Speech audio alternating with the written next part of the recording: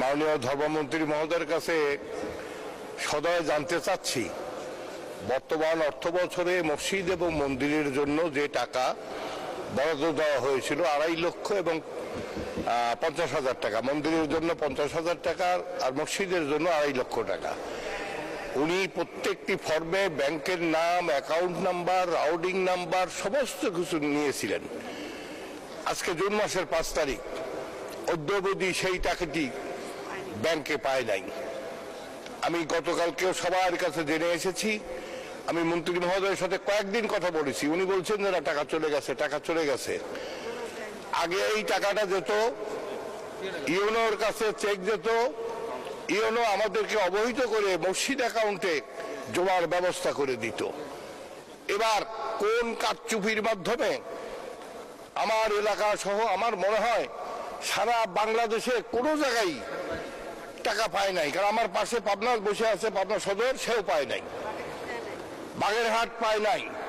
তাহলে মাননীয় প্রধানমন্ত্রীর যে সিদ্ধান্ত বাস্তবায়নে আপনি দায়িত্বে আছেন, সেই দায়িত্ব আপনার অবহেলা হয়েছে, যার জন্য আজ পর্যন্ত আমরা এই মসজিদ মন্দিরে যারা আছে তাদের কাছে অবহেলিত হচ্ছে। আমি মাননীয় প্রধানমন্ত্রীর সম্মুখে আমি আপনাকে এটা অবহিত করলাম। অত্যন্ত যুক্তিসঙ্গত কথা উপস্থাপন করেছেন।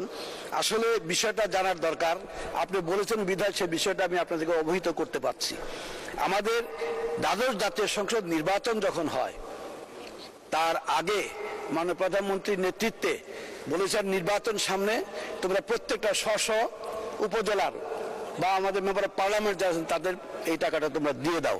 আমরা তখন দিয়েছি, যে কারণে এই মাঝখানে যে সময়টা, এই সময়টায় যারা গত ওই সময় নিয়েছেন তারা পাচ্ছেন, আর যারা অতীতে নেন নাই, যে এমপি নেন নাই, যার যেটা খালি আছে সেটা কিন্তু তারা নিয়ে গেছেন, এবার আমরা দিচ্ছি। এখন হ্যাঁ, 2-1টা পাওয়া নাও যেতে পারে। বিষয়টা হলো মানে প্রধানমন্ত্রীর নির্দেশনায় অর্থ মন্ত্রণালয় থেকে চিঠি এসেছে, সেই নির্দেশনার আলোকে আমরা অনলাইনে টাকাটা পাঠাচ্ছি। অনলাইনে টাকাটা পাঠাতে গিয়ে আপনার রাউটিং নাম্বার লিখেছে, ব্যাংকের নাম লিখেছে, ব্যাংকের নাম লিখতে হয়েছে, ব্যাংকের অ্যাকাউন্টের নাম লিখতে হয়েছে, এবং ইংলিশে ব্যাংকের অ্যাকাউন্টের যে নামটা আছে সেই নামটা অক্ষরের মধ্যে যা আছে ঠিক সেইভাবেই লিখতে হয়। আমার কাছে যতজন গেছেন তাদেরকে আমি বুঝিয়ে দিয়েছি সেই কথাগুলো, এবং ওই লিখার মধ্যে ইংলিশে স্পেলিংয়ে যদি একটা অক্ষর ভুল হয় তাহলে অনলাইনে সেটা ঢুকবে না, এবং একটা ফুল স্টপের জন্য সেটা ভুল হতে পারে। অতএব যাদেরটা গেছে তাদেরটা সঠিক ছিল গেছে, যাদেরটা যায় নাই কিছু না কিছু ত্রুটি অবশ্যই তার ভিতরে আছে। হয়তো এনআইডি কার্ড জমা দেয় নাই, হয়তো ব্যাংকের স্টেটমেন্ট জমা দেয় নাই, কোনো না কোনো কারণে হবে। আর যাদের দেওয়া আছে তাদেরকে আমি এখনো বলবো, অনুরোধ করবো যে আপনারা আসেন আমাদের কাছে, খোঁজ নেন, দেখেন কি কারণে যায় নাই, আমরা কিন্তু বের করে দিতে পারবো সেই জিনিসটা। না আসলে তো আমি হঠাৎ করে তো কাউকে বলতে পারবো না।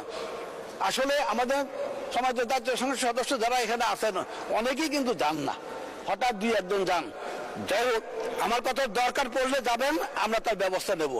আমি আপনাদেরকে এইটুকু আশ্বস্ত করতে চাই যে গত দ্বাদশ জাতীয় সংসদ নির্বাচনের আগে যারা এমপি ছিলেন তারা তো নির্বাচনের খাতে সমস্ত টাকা দিয়ে শেষ করেছেন।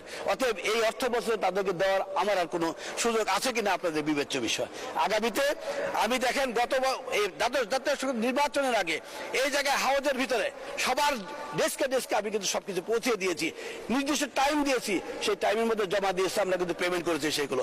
আপনাদের ইনশাআল্লাহ আল্লাহ যদি আমাকে বাঁচায় রাখে, আপনারা বেঁচে থাকেন, অবশ্যই আগামী আমাদের যে বাজেট হচ্ছে, বাজেটের পরে আমরা অগাস্ট মাসের শেষ থেকে শুরু করব, অগাস্ট সেপ্টেম্বর 2 মাসে ফর্ম দেব, এবং অক্টোবর নভেম্বর ডিসেম্বরে আমরা টাকা দিয়ে শেষ করব। কেন আমরা শেষ করবো এই কারণটা বলতে চাই, ডিসেম্বরের পরে হজের কাজে আমাদেরকে ঝাঁপিয়ে পড়তে হয়, এবং খুব সেন্সিটিভ বিষয় যে হজ অনেক সময় অনেক কিছু হয়।